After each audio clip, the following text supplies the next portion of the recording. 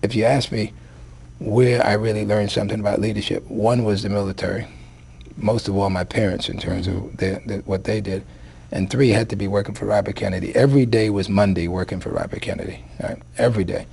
We had a saying around the office, the unbelievable we did, but not very original, but the unbelievable we did immediately, the impossible took a little longer, because when Kennedy walked into a studio like this and said, I want this to be a gym tomorrow, and that would be fairly simple. But if he said to you, I want this to be a housing, I want this to be a condo tomorrow, you say, that's impossible. How in the world could you make it a condo? And the guy or the woman who would work for him for 6 months longer than I had would say, look, this is going to be a condo tomorrow, so let's get on with it and get it done. And that was the attitude you had working for Kennedy. And so we had the best rallies, we had the largest crowds, we had the best staff. When you worked for him, when he said, what are you doing for me this month? And in the areas I worked on were health delivery services and physical development have to do with real estate. And then I was assigned politically to make sure that the right postmaster got to be the postmaster of Long Island and Levittown, because I had a responsibility for Nassau County and Suffolk County as two areas of geographic responsibility. So you had programmatic responsibilities and you had geographic responsibilities. Again, it gave you an opportunity to show your best. And if you didn't show your best, I mean, because Kennedy was not having it, you know, he didn't suffer people who were not getting the job done. Now, you write in your book that you and he were not intimate friends, but obviously he knew you, you knew him.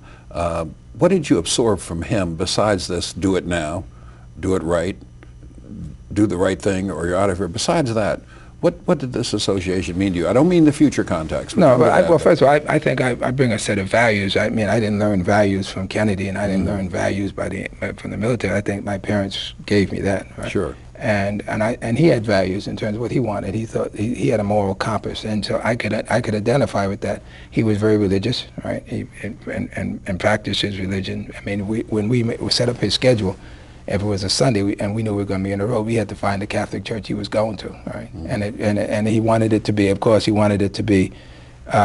It could be in an Irish neighborhood, but this priest had to be Latino, and the people attending the church probably wanted to be Chinese, and it would help if there were a couple of nuns who were in wheelchairs, and so he wanted that balance, even in church.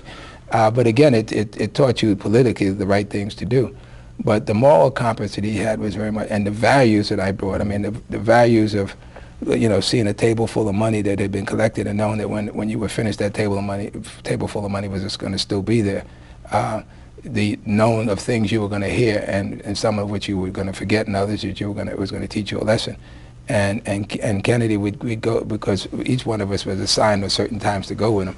And we'd go into a political situation, and Kennedy would turn to me and said, well, you better zipper your pockets on this one and hold on, because, you know, there was always somebody asking for something. I mean, there was always somebody pulling on him, can you do so-and-so for me? And so I have some of the same attitudes today also, because I find myself when I walk into a situation at the school today, if some youngster does not hand me a resume, it'll be the first time in the last 30 years that I've been somewhere that some youngster would not have handed me a resume. In fact, I'd be disappointed if the University of Virginia did not have some student who wanted to hand me a resume. And you can probably lay that out and make it happen now, but the fact is that always has happened.